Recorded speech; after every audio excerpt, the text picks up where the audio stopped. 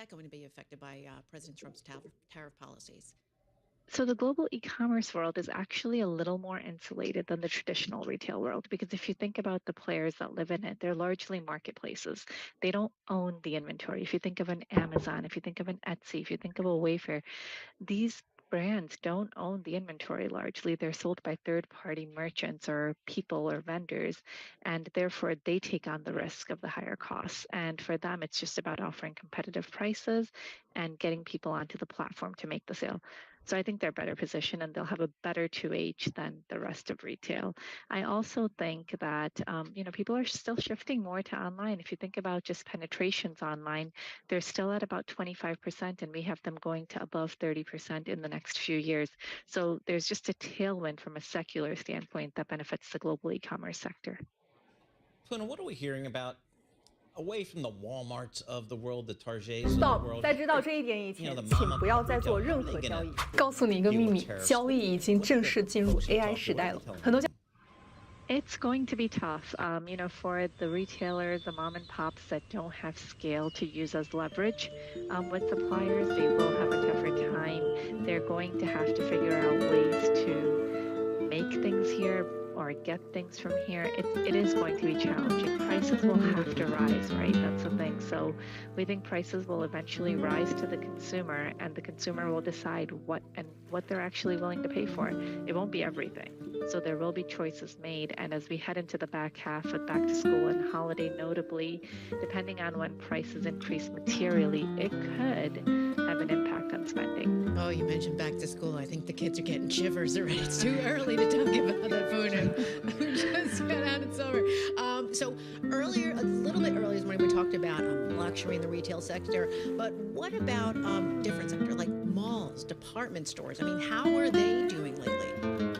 So they're still struggling relative to the rest of retail, but they do have strategies in place as they cut back their store count to really win back shoppers depending on the vertical that they're in. So if you think of someone like a Nordstrom, it's cut back a lot, and I think they're still well positioned with the rack in their basket. I think that really helps them. It targets the value customer, and it helps them reach the customer when they're pressured or strapped for cash. When you think of a store like Macy's, Bloomingdale's, I think does better than Macy's. Kohl's still a little, I would say, struggling. But these are stores that are big. They have a lot of inventory. If they're located largely in malls, that's not where the traffic is. There is still secular headwinds in place for them.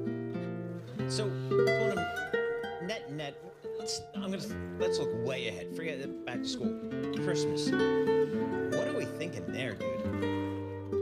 If you can tell me where tariffs will settle, I can tell you what we're thinking. I can tell you. If we're looking at a 20%, 25, 30% tariff, prices, and if they go into effect in August, so it depends on when they go into effect, right? If they go into effect in August, there will be some headwind. If they go into effect in October, then the shipment's here. So we'll be fine for holiday. So really the timing is key here. When will we go from a 10% tariff, which is where we're currently held at right now, to something higher? If that happens in the fall, I think holiday is somewhat protected. Yeah, that's going to be really, really interesting. And we're going to be talking to Puna a lot as we kind of get into the fall. We're going to talk about how the consumer's behaving and how the retailers are deciding how to pass along the price increases. I just don't know. I know I threw out the Christmas. I mean, it was bad enough to do the back to school, but Christmas was just beyond the fall. So anyway, Puna Goyle, she's the best. She's a senior U.S. retail analyst. She covers all the e-commerce stuff as well. She's our go-to person on all things retail. She actually, the day after Thanksgiving, that Black Friday, I think she walks the malls and towns and parks and parking lots, silly things like that. But you have to do that if you want to get a finger on the pulse of kind of how the retail is doing out there. Puna does it better than anybody. S&P 500 up 24 points. That's 0.4%. We're going to more coming up. This is Bloomberg Morning.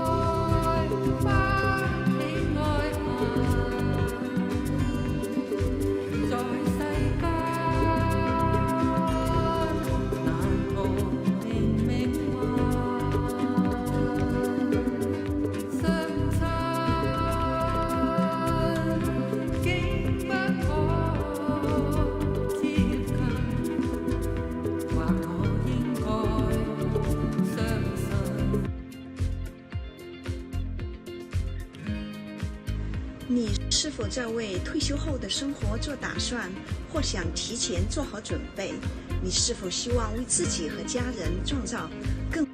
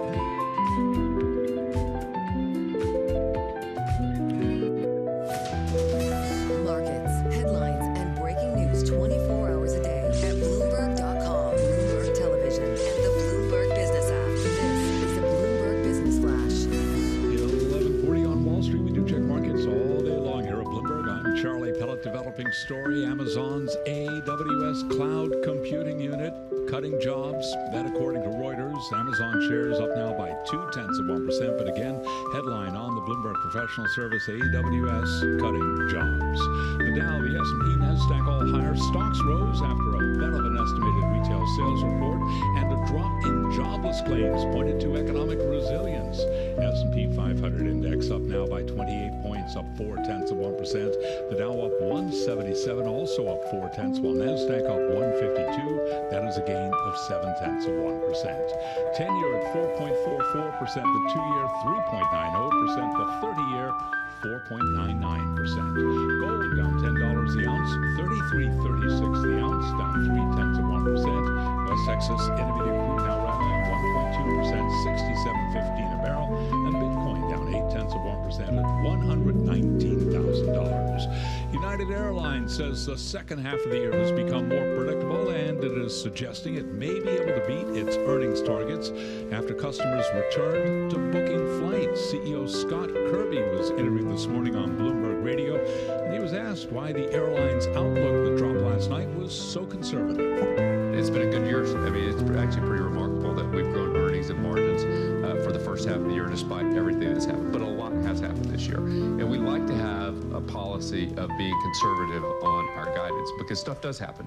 And we want to be able to absorb some unexpected events in our guidance. CEO Scott Kirby saying stuff happens. United shares up now by 3.1%. Rival Delta up by 1.1%. American Airlines up by just about 2%. By the way, you can watch that full conversation with Scott Kirby on YouTube on the Bloomberg podcast channel.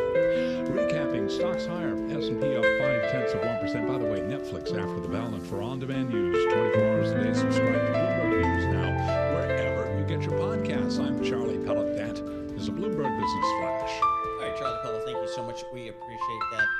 Lisa Mateo, Paul Sweeney, we're live here on our Bloomberg Interactive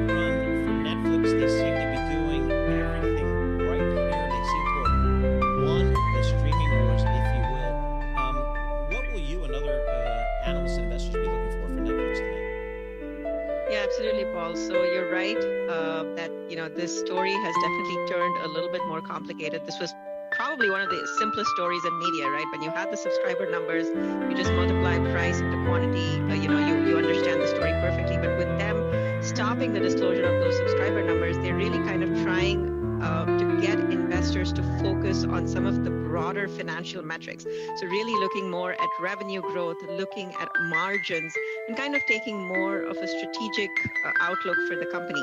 So I think the number one metric that investors will look for tonight when they report is revenue growth. They've guided to about mid-teens percentage revenue growth for the second quarter, but I think the real metric that investors are going to look for is, are they going to raise guidance for the full year? So the current guidance that they've given implies about 13% revenue growth for the full year. Anything above that, anything close to 15% or higher, I think investors will be happy. The second big number, of course, is going to be operating margin. So they've guided to 33% operating margin for the second quarter. But again, the big number to look for is for the full year, where they are, the magic number is 29%. So again, anything upwards of 30%, if they raise guidance either on operating margin or on revenue, I think that is definitely going to be a big positive. Now, Geetha, as far as people watching Netflix, I know in my household, I'm the one who gets bumped off, and I knock my kids off because they're overtaking it, and I got to get them off. But they're going to have a lot of competition from other streaming services, TV shows. I mean, you saw it at the Emmy nominations, right? You had Apple who was just dominating there. Is Squid Games the answer for Netflix? Lisa, that's a great question. And what we've seen time and time again, and, Nielsen kind of puts out a report every month, kind of looking at the share of viewing by platform. And Netflix by far is the leader when it comes to all of these paid streaming platforms. The only other platform that is slightly ahead of them in the whole streaming viewership game is YouTube. So really, when we kind of think about competition now, it's not Netflix versus Disney Plus. It's not Netflix versus Amazon. It really is Netflix versus YouTube. And what has helped them kind of get to that share, as you just pointed out, has been their content. So they've had some really good, sleeper hits. They've had, of course, their consistent shows that have come out and done really well for them. Squid Game, the finale, which just came out a few weeks ago, had some of its highest viewership numbers ever. And it's not just the content that we've seen; it's the content that we are yet to see. And Paul and Lisa, the next 6 months for Netflix, management themselves have said that this is, going to be a monster slate. And they say that because they have 3 of their biggest shows ever in the history of the company coming on the service. So you obviously just had Squid Game. You're going to have Stranger Things. Again, the finale for Stranger Things eventized into a 2-part event. And then you have Wednesday, again, one of their biggest shows. And along with that, you have the NFL. You have, a host of other live events. You have movies like Happy Gilmore. So they really have everything. And I think that is really going to help them cement their lead, both in terms of subscribers as well as the other business that they're trying to build, which is the ad business. All right, Geetha, I got to ask this on behalf of all my colleagues that grew up in the traditional media business and made a fortune off of banking that business over the last 40 years. What do the non-Netflix, streaming services, what do those traditional broadcast and cable networks, what do they really do? What are your investors telling you? Yeah, it's really tough for them, Paul, and so they're responding to it. We've seen multiple companies now kind of, and the outlook, by the way, for the cable networks is a little bit more bleak than the broadcast networks, because broadcast networks still have, a lot of sports, a lot of live programming. But the cable networks, again, it's definitely tough days ahead. And so we've seen multiple companies. We've seen Comcast, we've seen Warner Brothers Discovery, we've seen Lionsgate, all of them kind of spin out their cable networks business. Now, it remains to be seen what's going to happen. I think what's eventually going to happen is those all have to kind of consolidate to react to this melting ice cube situation. We're seeing cord cutting run at about 7 to 8%, and that's really a big negative. So definitely, linear TV is in a bad place. It's not going to get any better. The writing is on the wall. And then we go from TV, to movie. So we saw Apple bring F1 right to the big screen. They did that first. So is this like a trend? Are we going to see Netflix doing this? Isn't there something with Narnia or something like that? Yes. Okay. Yes, they do have a deal with IMAX for Narnia. That's going to come out sometime in 2026. Again, yeah, it is. And the whole Apple F1 thing. Apple, by the way, had a awful track record in films, right? They had Killers of the Flower Moon, they had Napoleon. None of those, seemed to really move the needle for them theatrically. But then with F1, they scored a hit and then they doubled down. So they actually went for, with that success of the movie, they doubled down and got the rights to broadcast F1 on their Apple TV Plus platform. I think we are definitely going to see Netflix kind of make a bigger move into film as well. We're seeing both Amazon and Apple play the big game, in the theaters. I think eventually Netflix will, and Narnia is a great point. I think if they can kind of get a lot of buzz and then drive Netflix subscriptions as a result of that, that will really embolden them to kind of dive deeper. All right, Geetha, you're the best. We appreciate getting a few minutes of your time. Geetha Ranganathan, she is the media analyst, Bloomberg Intelligence, one of the best on Wall Street. She covers everything across the board on the global media space. And that is an industry that is undergoing tremendous amounts of change with the streaming business, upending what had been a 50, 60-year-old model of broadcasting cable television on your big cable TV packages. Think Comcast, think Charter. That business has been upended over the last 10 years, dramatically. Adapt to the new business and compete in a world where Netflix and YouTube are a lot more coming up with this.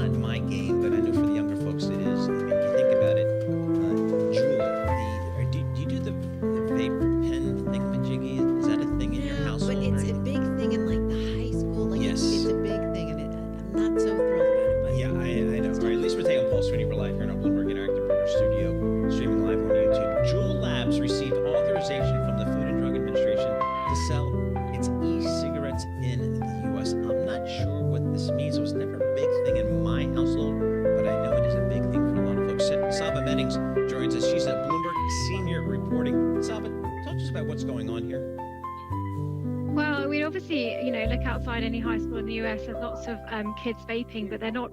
These products they're actually using have not been authorized by the FDA. And what we've seen today is big news for Juul that they have now authorized a couple of products from the company, albeit they are not the fruity flavors that kind of got Juul in trouble several years ago. So they've now authorized these products. It's kind of interesting what that means for the rest of the sector as well. There's lots of companies that are waiting for any kind of sign from the FDA on whether or not there'll be sort of a wave of approvals now. But yeah, it's certainly interesting news for Juul.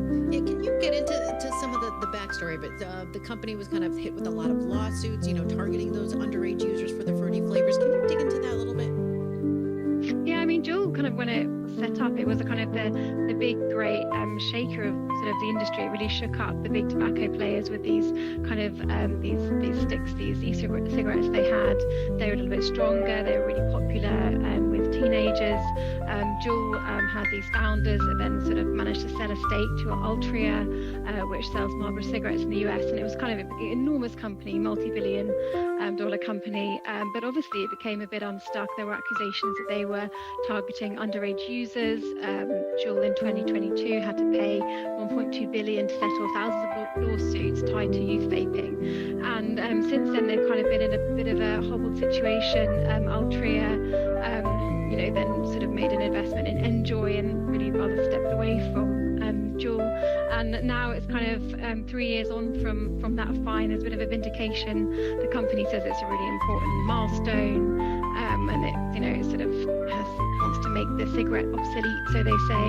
And now it's sort of they are really trying to market towards adults now and have sort of really looked at the marketing, and that's where they're playing. And it seems the FDA has kind of accepted the studies that they put in, and their products being approved.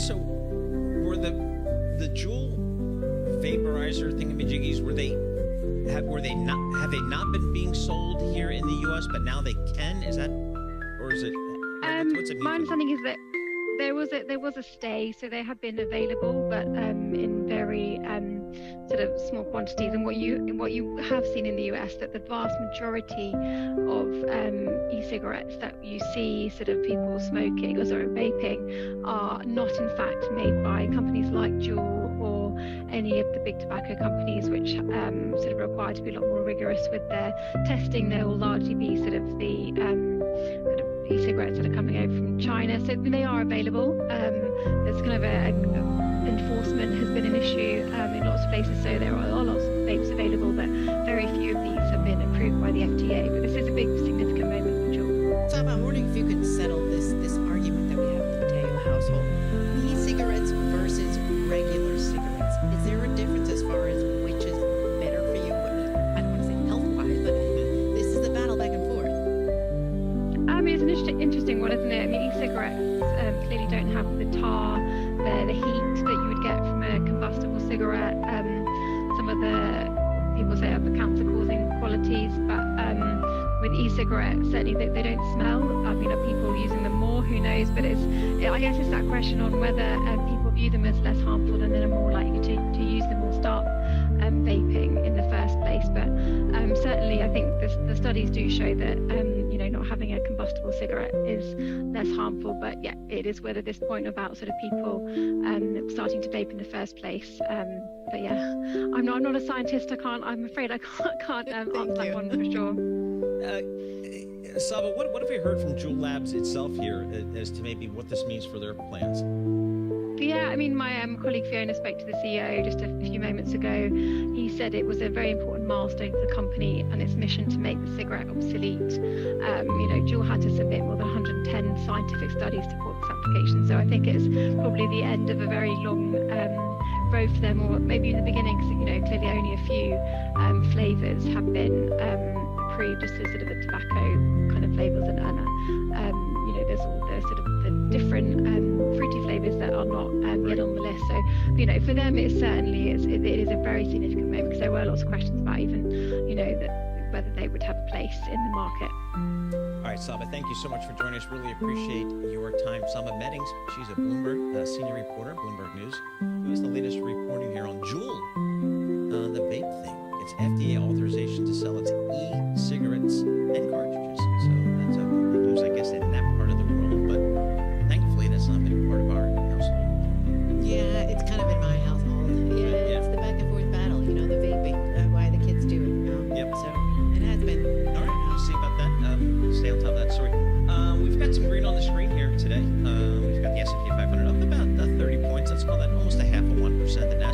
little bit better, up 165 points. That's 0.8%. So we got some positive movement on these markets. All right, for our listeners in the United States, a reminder, you can listen to us via satellite radio on Sirius XM channel 121, access the world's only global audio business network, coast to coast, 24 hours a day. Stay with us. Your top stories and global business on headlines are coming up right now. I'm going to call out the bond market a little bit. Not much movement.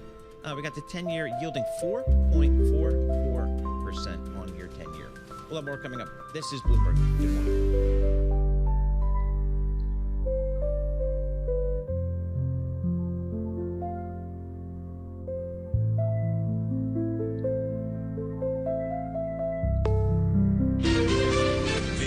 CBS News on the Hour, sponsored by ZipRecruiter. I'm Cammie McCormick. Despite tariffs and inflation, Americans are still spending. The retail sales report for June was better than expected. A lot of folks are taking heart that you have a consumer that is still spending, even with all of this uncertainty. Kelly O'Grady of Money Watch. It's also a big rebound from the decline of almost a full percentage point that we saw in May. We're still spending heavily on essentials, but restaurant sales also rose moderately, as did clothing and accessories. A bill to remove $9 billion in funding for foreign aid programs and public broadcasting is headed now to the House. There were some Republican holdouts in the Senate over fears of cuts to rural radio. NPR CEO Catherine Maher. I think that this could fundamentally alter public radio as a national service in this country, and that would be a tremendous tragedy. And critics say it would only have a small impact on the nation's rising debt. In Gaza today, an Israeli shell slammed into the only Catholic church, killing 2 people and wounding the parish priest, who was close to the late Pope Francis. They spoke regularly about the war. CBS's Holly Williams has the latest. In the church compound, there were apparently many families sheltering from the fighting. Hundreds of people, in fact, both Christians and Muslims. Now, the 2 people reported killed were an elderly woman who was receiving mental health support inside the church compound, as well as the church janitor. Israel issued a rare apology and said it was investigating. One of the world's shrinking number of Holocaust survivors is 100 years old today. CBS's Vicki Barker reports from London. Anita Lasker-Wallfisch knows how easily she could have become one of the 6 million Jews killed in the Holocaust. Music saved my life. New arrivals at Auschwitz were questioned. When she asked me what was I doing before the war, so I said I used to play the cello. Lasker-Wallfisch performed in the concentration camp's famous orchestra. She went on to have an eminent musical career here in Britain. But she also visited schools, warning children about the lessons of the Nazi times. Is she frightened about the rise of the far right in Germany? The whole world frightens me. Vicki Barker, CBS News, London. Singer Connie Francis has died. Her hits included Who's Sorry Now and Pretty Little Baby. She topped the charts for years in the 50s and 60s, and she continued to perform for decades. She was 87 years old.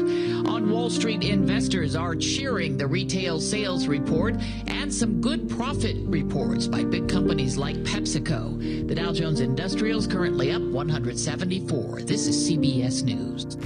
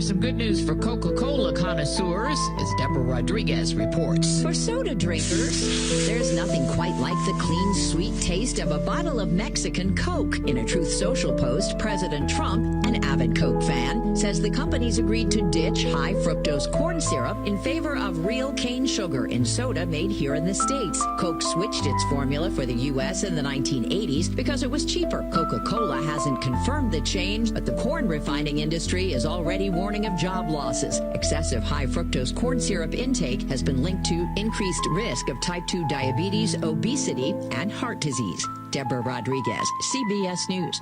The White House has cleared the way for the FDA to start gathering information about ultra-processed foods in order to establish a consistent official definition of what it is. That could lead to new regulations and guidance. I'm Cammie McCormick, CBS News.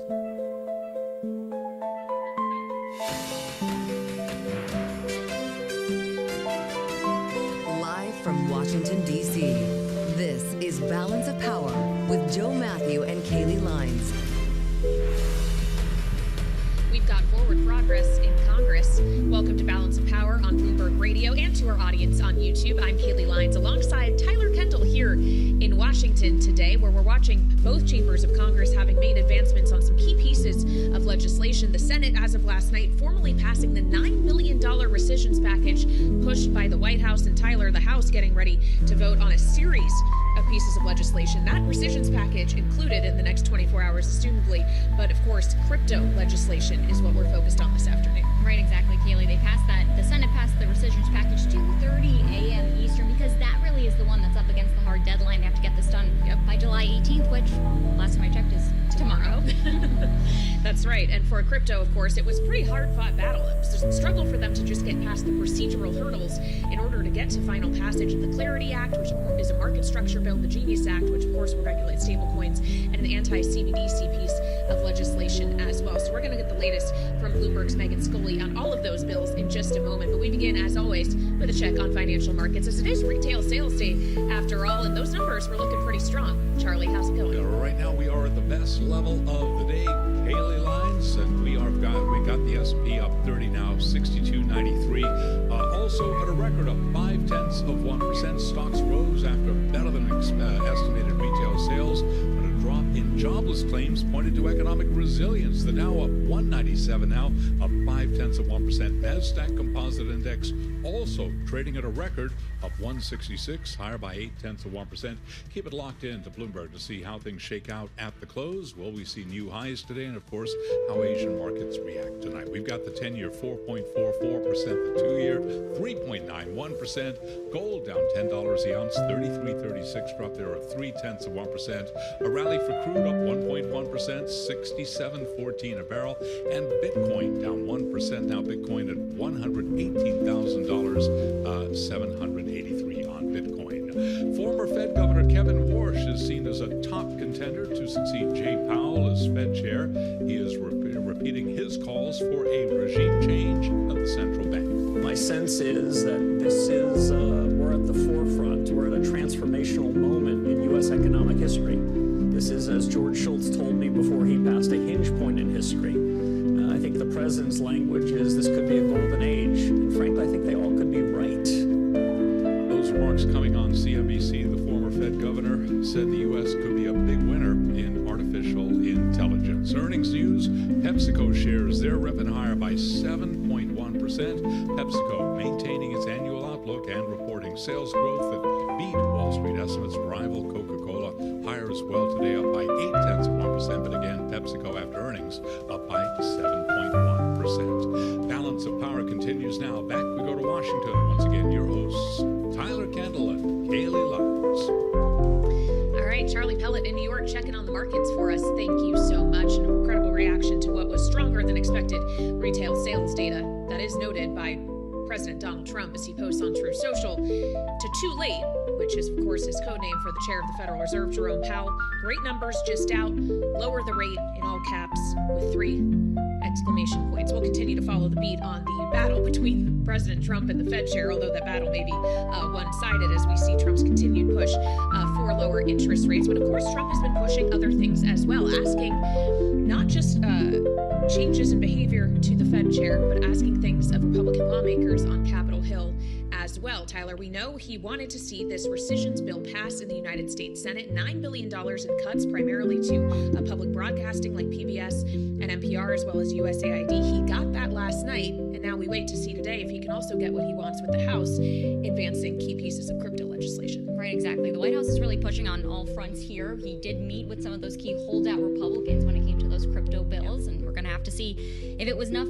ultimately to push these over the finish line. But when it does come to that rescissions package, we actually heard from the OMB director earlier today, Russ Vought, who said they're on the 1 yard line, in his words, which is where we would like to begin with Megan Scully, who leads our Capital Influence team here at Bloomberg. Megan, let's just take a beat here. How likely is it that they're going to get this done when we are up against really a hard deadline and a big priority for the administration? Sure. So, as an Eagles fan, I would say they're ready for the tush push at this point. We got the football puns going today. But it does seem likely. Of course, we weren't expecting a history-making, in terms of length of time, vote yesterday in the House on crypto. So, you know, it only takes a few votes to sway things. So if somebody decides to hold out, we could certainly be in for the long haul. But we are expecting this to pass. This passed the House, albeit narrowly, earlier. What has been essentially changed in this bill is they've taken out pretty popular AIDS funding for global health, the PEPFAR funding, in order to get it through the Senate. But the rest of the rescissions package remains largely intact. So really the only thing we can anticipate standing in the way of this passage in an expedient manner, shall we say, Megan, is attendance questions, right? Knowing we have a very narrow majority we're working with. Yes, of course, and that is always a lingering question. I can guarantee both parties are doing all they can to ensure that members are present and voting. This is really just the first step, though, when it comes to clawing back funding from the administration, right? We've heard time and time again that there's going to be more bills down the road, but we're also starting to hear from some senators who have raised concerns. I'm thinking of Tom Tillis, who's not running for re-election, but what does that tell us about the future of the administration's requests when it comes to these broader pullbacks that they want to see in funding that's already been appropriated? Yes, so this is the first of the DOGE cuts to really get enshrined into law, and this is a bit of a trial balloon for the administration. $9 billion is essentially a drop in the bucket for the entirety of the federal budget, and certainly what DOGE was going after. So the future packages are going to face some resistance, particularly in the Senate, particularly from those moderates who did resist this one. Russ Vought today said more was to come and was to come soon. They have been very hesitant to say what exactly that is. But it likely will happen. They're also planning, though, other ways to make end runs around the power of Congress, including what's called pocket rescissions, which essentially would put these cuts into effect by the end of September. And this would be likely subject of a court case, but it is a fight the administration is willing to have. Well, you know what else is at the end of September is the end of the fiscal year, when appropriations bills or a continuing resolution are going to need to pass. And it's going to require both parties to do that. You need Democrats to get anything like that over the finish line. Megan, are Democrats signaling right now that because of this rescissions package, they're willing to play ball on full year appropriations? It's going to be a rough go to get these appropriations through. Even in the House, you know, where Republicans can get it through on a simple majority, you have members of the House Freedom Caucus who don't like the levels of spending that are likely going to be in these appropriations bills that are moving through. So you could have defections even among Republicans in the House. Then over in the Senate, you're right, they can't do this like they did with the rescissions and like they did with reconciliation. They need Democrats. They need 60 votes to overcome a filibuster. And that is going to be incredibly difficult to get, especially on bills like the Department of Education funding, which we expect to include deep cuts. Health and Human Services, where Democrats are very concerned by the things that RFK is doing to vaccine programs, for instance. So that's where we stand on sort of the appropriations battle. Let's get to the other big news, of course, which is an update on those crypto bills. Now, regardless of that late night passage that we saw in the House, you mentioned it, a record time length and vote, it's still raising questions about the differing views within the Republican Party when it comes to the future of regulating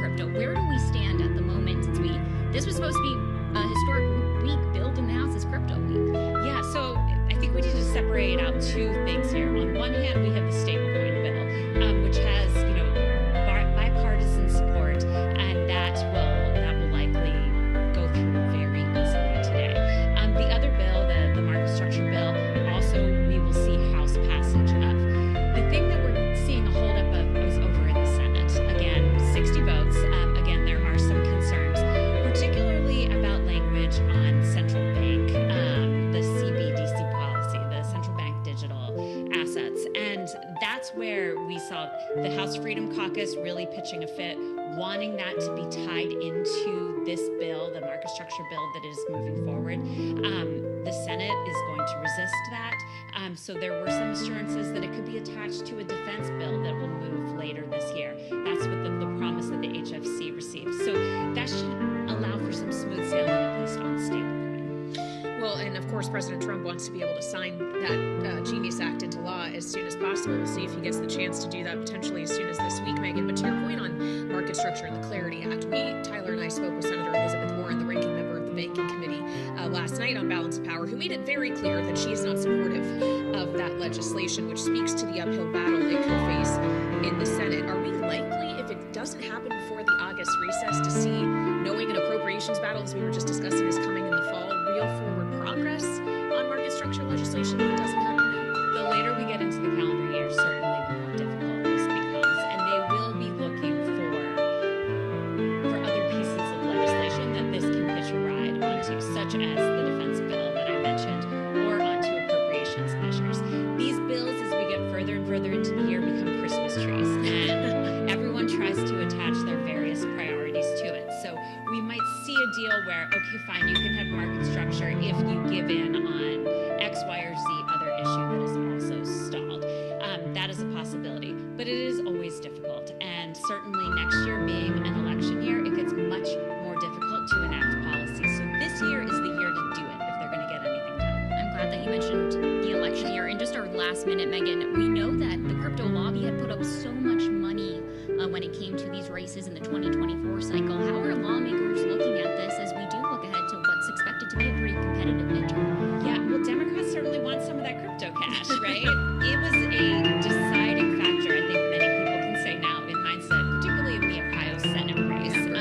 Bernie Moreno, but the crypto political action committee did give to Democrats in the last go around. People like Senator Ruben Gallego, who won a seat in the swing state of Arizona, although it was a bit lopsided in favor of Republicans. I think you're going to see everyone kind of angling for a slice of these dollars, and that's why you see some Democrats, particularly in the Senate. Kirsten Gillibrand, a Democrat from New York, she's in charge of Democrats' campaign effort going into this midterm cycle, and she's one of the most pro-crypto members of Congress. Yeah, she's been working with specifically Senator Cynthia Lummis on crypto legislation for a long, long time. Megan Scully, who leads our Capital Influence team here in Washington, thank you so much. Important to consider as we see forward progress in the House on crypto legislation. It's a symbol of just how powerful the crypto lobby has become, and perhaps how much more invigorated in a Trump administration that is openly embracing crypto. Mayor Shank put out some new campaign numbers, raising record amounts, of course, with the super PACs behind these candidates. So we're going to have much more ahead here on Balance of Power, not just on crypto, but on trade as well. A conversation with Canada's Minister of Finance live from South Africa. We'll have more on that later on Bloomberg.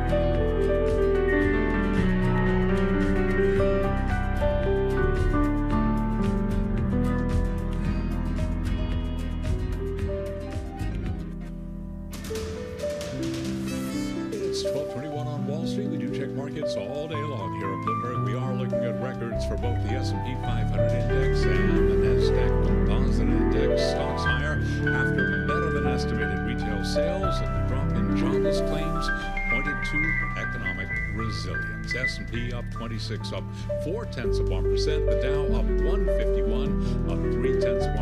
NASDAQ up 162, a record there up 0.8%. Broad-based rally, the Russell 2000 index of small-cap shares climbing by 1%. The 10-year at 4.44%, the 2-year 3.90%. Spot gold right now is declining $8 the ounce to 33.38, drop there 0.3%. And West Texas Intermediate crude up 1.2%, 67.18 per barrel of WTI. Dollars gaining a day after speculation about a fatal Fed chair. Jay Powell warnings. Uber teaming up with electric vehicle maker Lucid, self-driving tech startup Neuro to launch a robo-taxi fleet. Uber shares, they're down today, a drop of just about 0.3%. They're based in San Francisco. Crosstown rival Lyft also lower today, down 0.8%, but Lyft surging 38%. For on-demand news, 24 hours a day, subscribe to Bloomberg News now wherever you get your podcast. Balance of Power continues right now. Back we go to Washington. Once again, your hosts, Tyler Kendall and Haley Lyons. All right, Charlie Pellet checking on the markets for us from New York. I'm Haley Lyons in Washington, alongside Tyler Kendall today, where we're, of course, continuing to follow a few narratives here. The battle between President Trump and the chair of the Federal Reserve. Congress working on some key pieces of legislation prioritized by the Trump administration, but also always on watch for any developments from President Trump or otherwise when it comes to trade. Knowing now we are just about 2 weeks shy of the new trade deadline of August 1st, when tariffs on a variety of our trading partners are set to go in effect, most of them, of course, being higher than where they currently sit. In fact, President Trump at the White House yesterday in the Oval Office, speaking with reporters, suggested some 150 countries could be getting a letter to set the rate of tariffs. But we know, Tyler, that many countries have already been on the receiving end of such correspondence, including massive trading partners like Canada, which is facing down the threat of a 35% tariff on August 1st. Right, exactly. And this was an updated tariff rate from President Trump, who sent this letter. And we have to keep in mind, interesting that they now have this August 1st deadline as well, because the Canada negotiations are always on a separate track. Yeah, July 21st was supposed to be their deadline. Exactly. Those tariffs are enacted under IEEPA, the International Emergency Economic Powers Act. That's what most of our other trading partners are facing.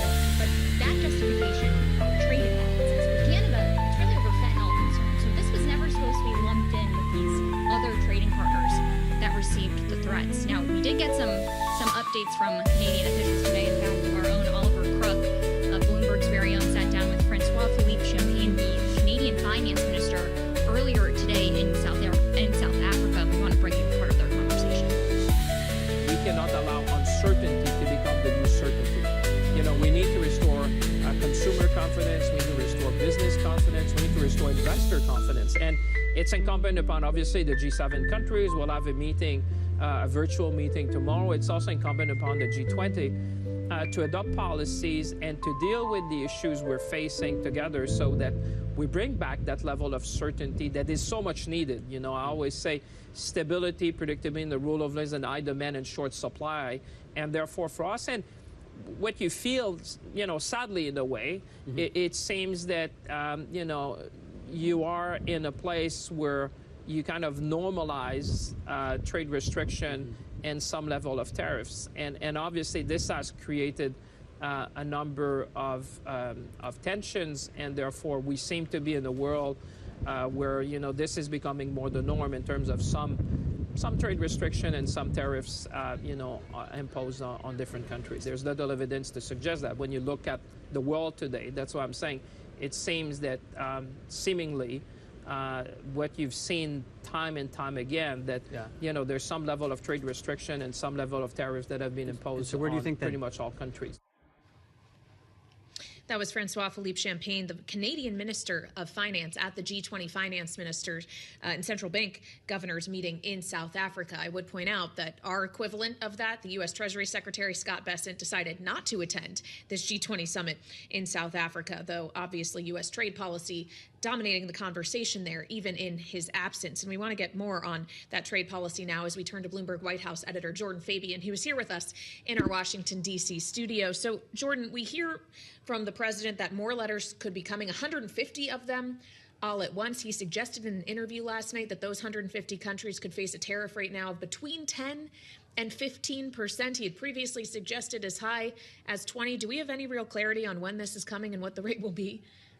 Not as of yet. I would expect something would come before that August 1st drop dead date where he's threatened other nations with tariffs kicking in. So it seems like this might be a blanket letter for all the other countries that are maybe medium or smaller sized economies that they would be facing this 10 to 15% rate. And so you add that up to, in addition to the other countries, and also these industry specific tariffs that are coming around the same time on things like pharmaceuticals and chips. And we're talking about, once again, Trump ratcheting up the tariff pressure. I'm glad that you brought up sector-specific tariffs. These are the ones enacted under Section 232 on national security concerns.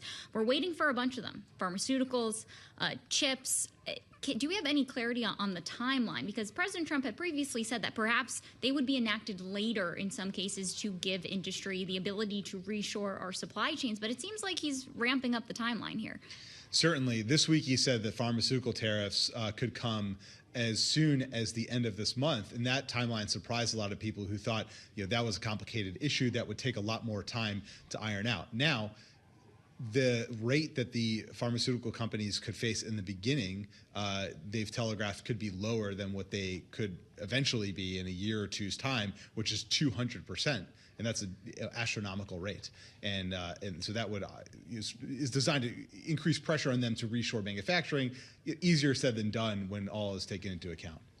Well, when we consider the tariff policy and the way in which it's feeding into the U.S. economy, we know that President Trump has signaled that inflation data looks good. He keeps saying there's no inflation. And I guess in the case of PPI yesterday on the headline, that was true. Retail sales data today looks strong, maybe helping the administration make this case that tariffs aren't a bad thing. Therefore, what's holding back the Federal Reserve? How should we consider the Fed's response to tariff policy specifically in the way in which the president is talking about Chairman Jerome Powell?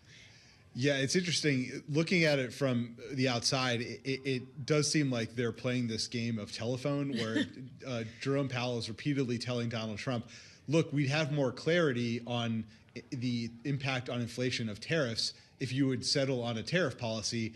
And then Donald Trump refusing to take that signal and repeatedly changing the dates and the rates and what is getting tariffed by the week. And so that doesn't give Jerome Powell and the central bank certainty about their monetary policy when the policy on the Trump side of it is changing all the time. All right, Jordan Fabian, who helps lead our White House coverage here at Bloomberg News, thank you so much. And to continue this conversation, we want to turn now and bring in our political panel. That includes Rick Davis, partner at Stone Court Capital Partners and Bloomberg Politics contributor, as well as Jeannie Shanzano, senior democracy fellow with the Center for the Study of the Presidency and Congress, and also a Bloomberg Politics contributor. Rick, I want to start with you. Of course, we're hearing President Trump ramp up his rhetoric when it comes to Chair Powell. He said yesterday he doesn't have this letter. He's not planning on firing him. But what is the tightrope, the needle that Republicans have to thread here when it comes to backing perhaps President Trump's criticism of the Fed chair, but also making sure that the Fed's independence and credibility as the central bank isn't undermined? Yeah, I think this was a real deep breath of relief when President Trump clarified his comments from the night before to a group of Republican congressmen who were in the White House not to talk about the Fed, but to talk about something completely different. And, the president decided to make a show of his stance against the current Fed chairman. After clarifying it yesterday morning, I think most of the members I've talked to are in great relief that means likely that the Fed president will stay his term of office to May of next year. That being said, I think there is a lot of nervousness that all this talk about Jerome Powell, and even this morning, the True Social post by the president criticizing the Fed chairman because the economy is so strong. Look at these numbers that have just come out. Get moving. Is creating even more uncertainty in the markets. I mean, you talked a little bit about the trade issues and what does that mean? But I think a lot of people are watching this in the same context, and so I don't know. It's very hard to tell if there's anybody on Capitol Hill who's going to utter a word of criticism of the president as it relates to this war of words that he's having with Jerome Powell right now.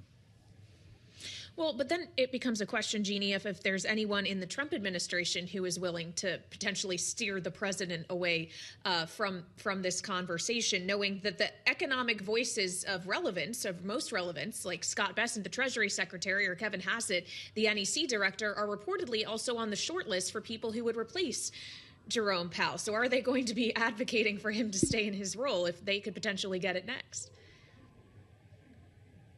It is such a Washington story. I am rewatching the House of Cards right now, Kaylee, and so it's sounding a little bit Frank Underwood-ish, if you get my drift. I think that for the president, he is, been beyond frustrated, as many presidents are, but he is much more vocal than most about the issue of interest rates. He is hamstrung by the fact that Section 10 says you can't fire without cause. He's also, more importantly, probably hamstrung by the impact on the market should he take action prior.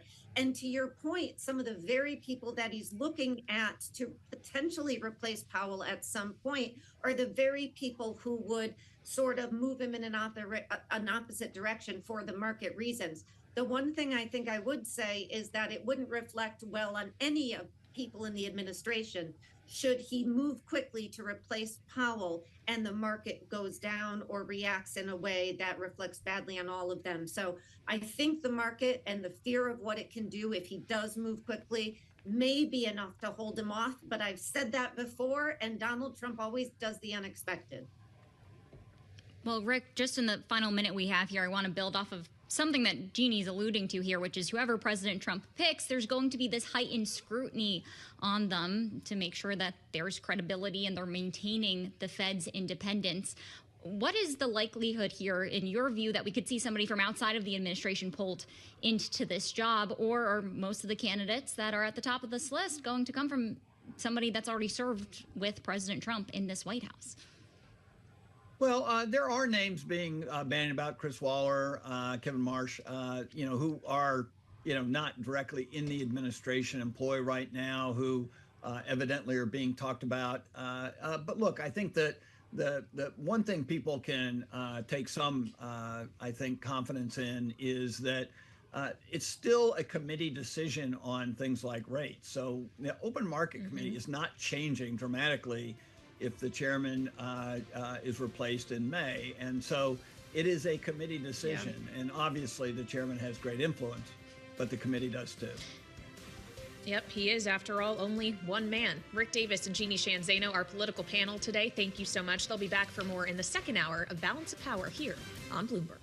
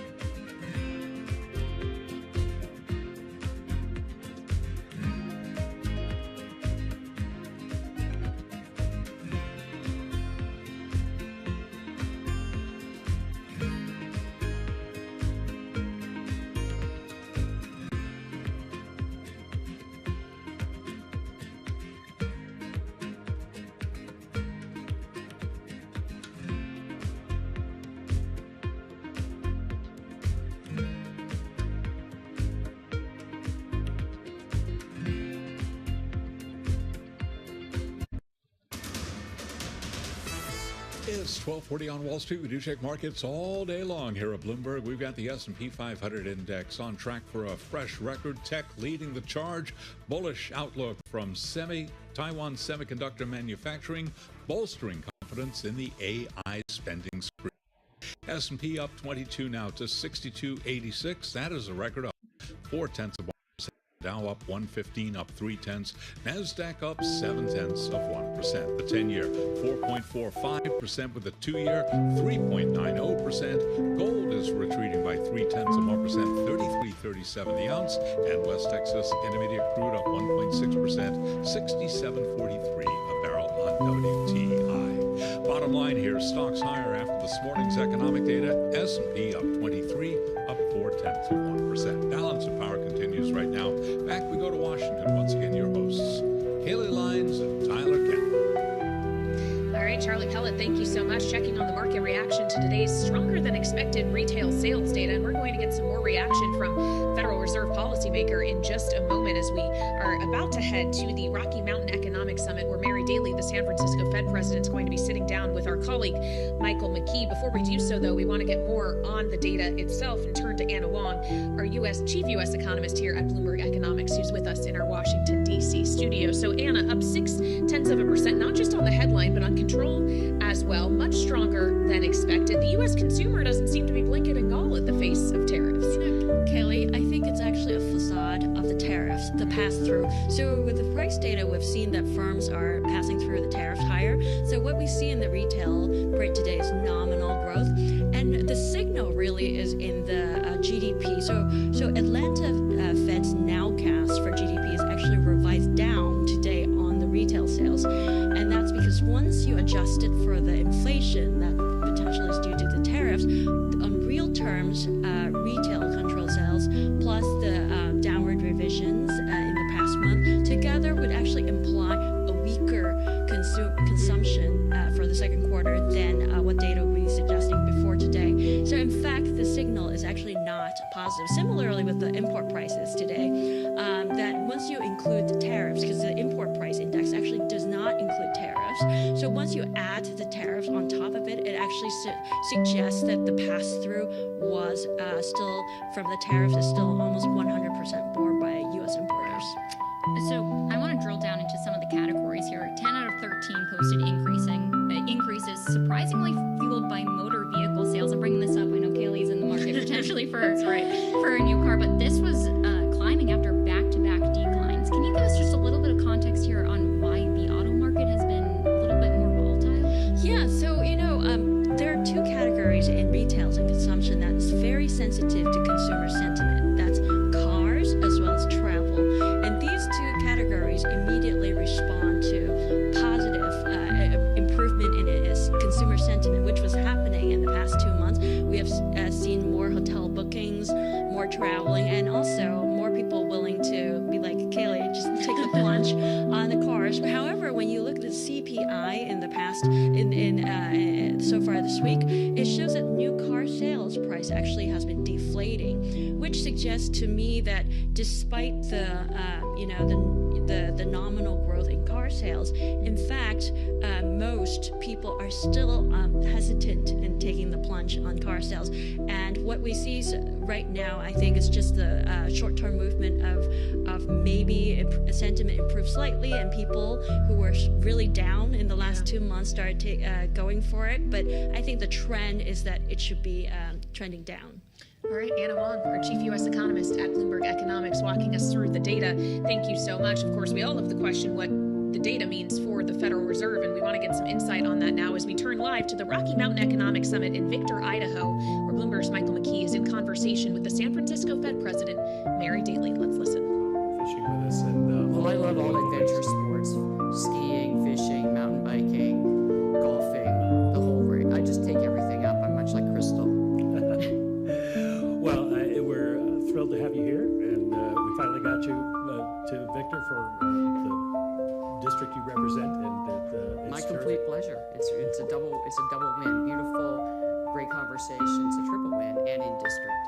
And we have really nice weather today, so it's gorgeous. We'll give you credit for that as well. And you probably did that on your own, not with the 12-member committee.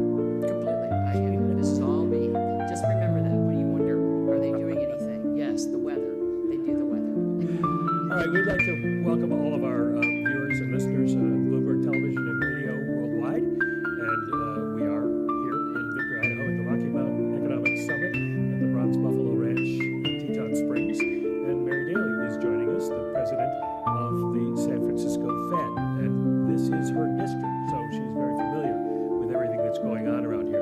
Now, we have, of course, followed several other speakers, including Paul McCulley, who I think most of our viewers know as the former chief economist at PIMCO and a number of other important jobs. And he was talking earlier about the American dream of chicken in every pot. And he said that one thing that everybody agrees, including at the Fed, is that we all would like to have a bigger chicken.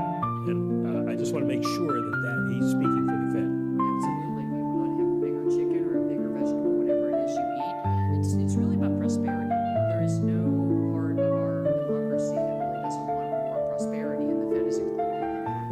And our job is challenging, but important and good, which is we want to support prosperity, support the labor market, and do so without having price stability be challenged. And that's the role of the Fed. And if we do our job well and then stay in the background, all other things are possible from the businesses and consumers' households in our economy.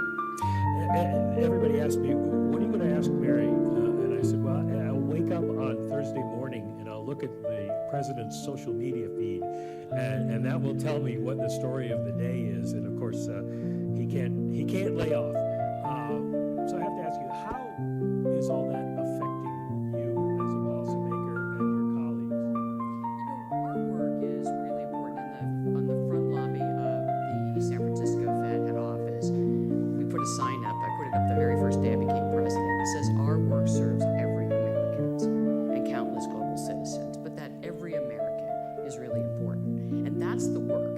Congress gave us, as Paul said, Congress gave us our responsibilities. And our responsibilities are price stability and full employment. We work to carry those out every time. Our teams, the committee, the FOMC, we are laser focused on doing those responsibilities. And if you look at the headline numbers on inflation, we still have some work to do, but we are in a good place and we need to finish the job. So that's where we are. And other things, there have been periods of political pressure before, and history serves us best as a guide there. When you stick to your work, the work that Congress gave us, the work that is for the American people, then everything else falls into place. The president has obviously been sort of direct in his criticism of Chairman Powell. Treasury Secretary Scott Bessent said on Bloomberg Television this week that the president is just working the refs, trying to create a favorable view of what should be done. Does that make any impression on you? Does it work to work the refs? For me, what is really important is looking at the incoming information, how close we are. I think one of the polls said, we're really close. We have an economy that's working. We have solid growth. We have a solid labor market. The consumers are spending, but they're, making their way in their families. Ultimately, what is still bothersome is we haven't achieved price stability. And I define price stability this way. I do think it's sort of an ethos part. It's when people don't have to worry about inflation. When I go out and ask people across the 12th district, across the country, what's your top worry? And they stop saying inflation, well, then that's going to be a victory because they suffered for too long. And remember, inflation's like the largest tax people pay. It's an unpredictable tax. You're on a treadmill. You earn well. You invest in your business, and inflation erodes your well-being. So I think ultimately that's what we have to think about, and that's really enough to think about, frankly. And that's where my focus is. So other things are not distracting us from our core missions, and our core missions, as we all know, have come from Congress.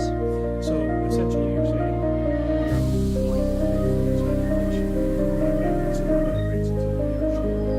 I did not say that.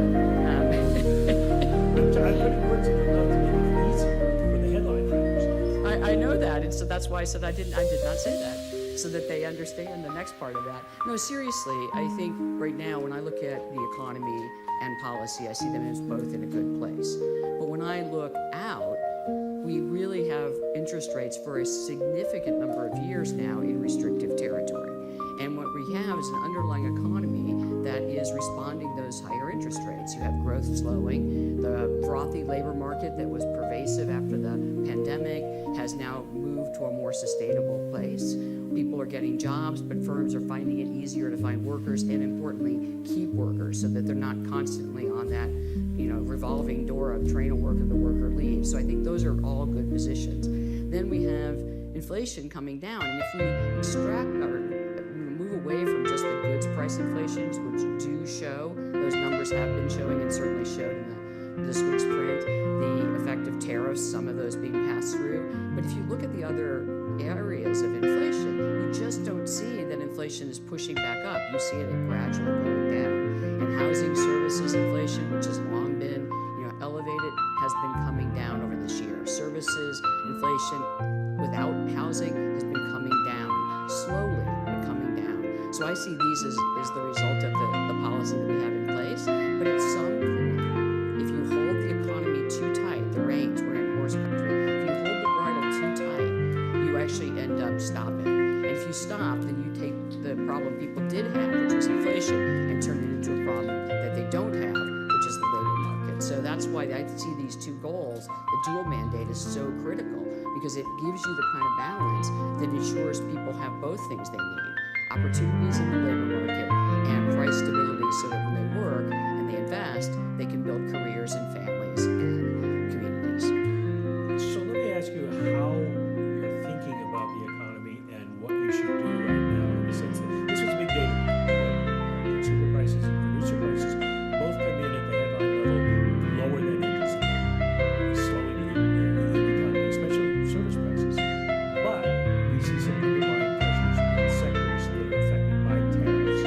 Retail sales today came in stronger than expected, much stronger than expected, except for a couple areas that would be affected by tariffs.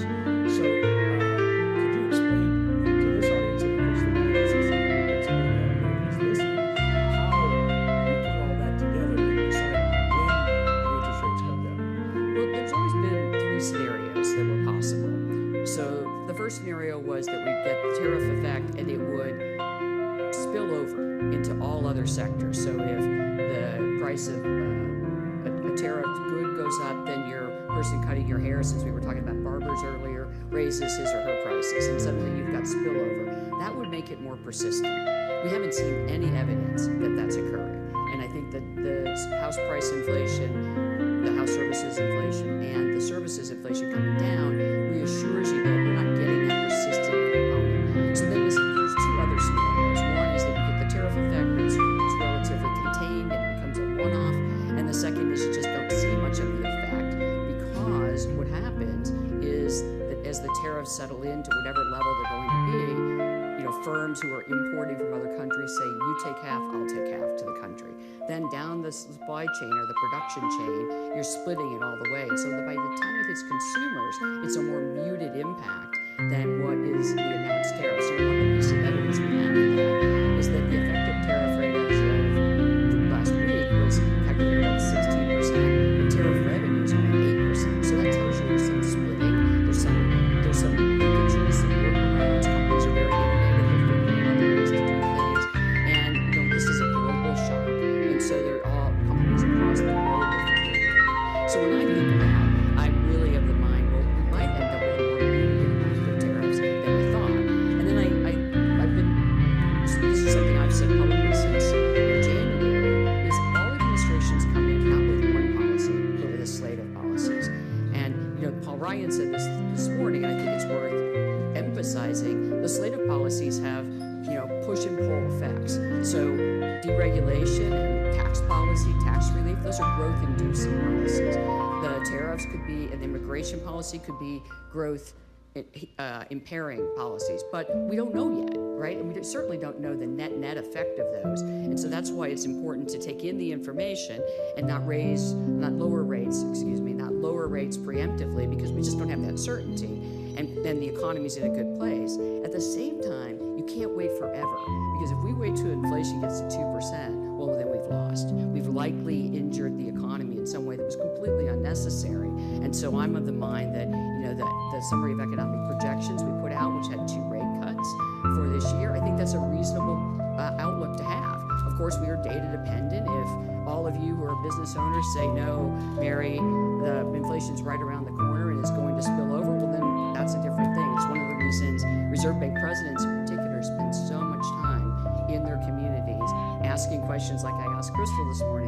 What are you thinking? What are you seeing? Are you raising prices because of this, that? And she can give me that information. And so far, I'm not hearing that that's a pervasive outcome.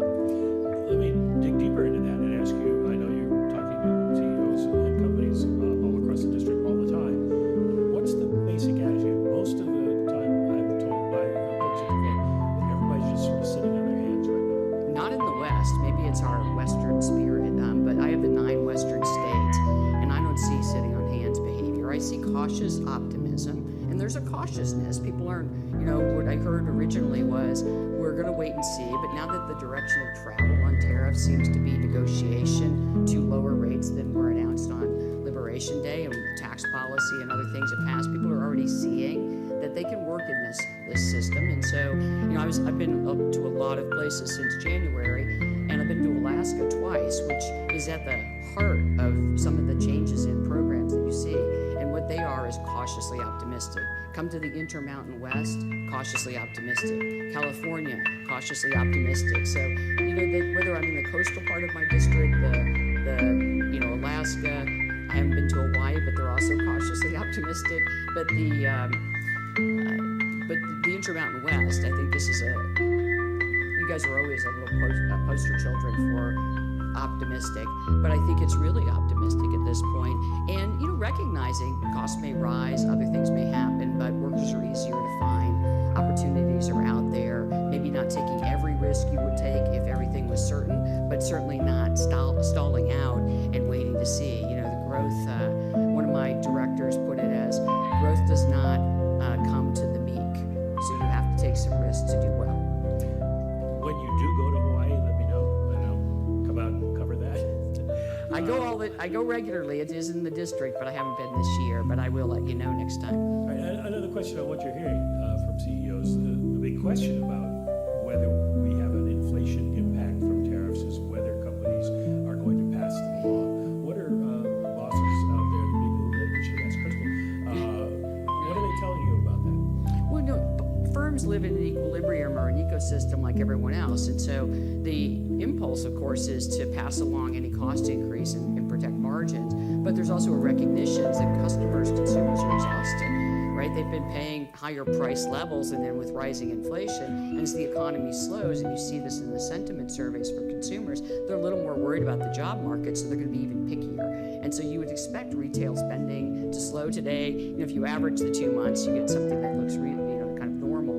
But we see consumer spending over time slowing from where it was, but not falling off a cliff. So I think that's just part of a solid economy, but it does discipline the idea that you'll just simply raise prices and push them through. And so what we're hearing is that companies are saying they're trying to negotiate with the import country to take a little bit, the importing firms, take a little bit off, and then they're trying to push it along the supply chains. They'll pass a little bit through, but unlikely to pass the whole thing through. And importantly, in the goods sector, this is especially apparent because if post-pandemic, there was this massive, really large, significant, you can see it in the data, rotation of consumers to goods purchases over services purchases. And people were buying many more goods than they bought. But now their coffers are probably full.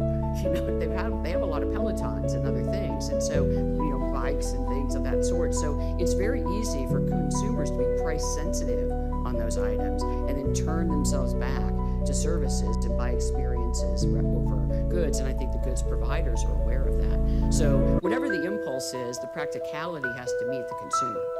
What is, you use the words a solid economy. What to you is a solid economy, and how far do you think we'll be from that at the end of the year? If we see what we've been seeing, which is that we're slow to a sustainable pace, and right now, 2% growth is the estimative trend if you simply add up productivity growth and the labor force growth. So we could get more out of productivity and get a higher number. We could get more out of productivity and get a higher number. We could absolutely grow a little faster. I wouldn't be surprised about that, but I don't think we need to slow precipitously to produce the last mile on inflation, if you will. I think we can actually do it with this steady growth, expansion in the labor market that hovers around the current level. I wouldn't want to see more weakness in the labor market. I really wouldn't want to see that, which is why you can't wait forever. Things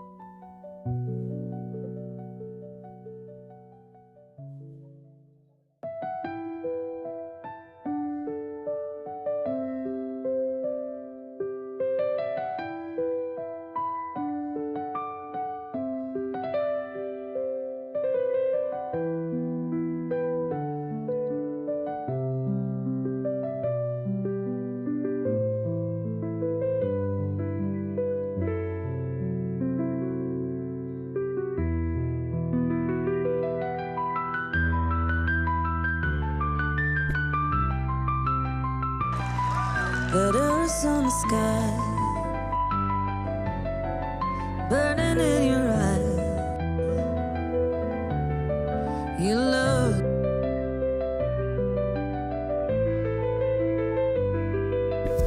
And if you hear this on the go bend your back, go bend your knees, baby, shake it to the max. But DJ, please turn up the bass to the max. Please just rewind, let me shake it to the max.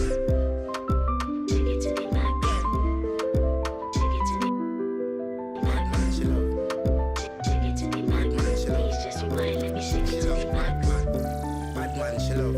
Bad man, she love. Bad man, she love. And touch the sound of silence. And in the naked light I saw 10,000 people, baby.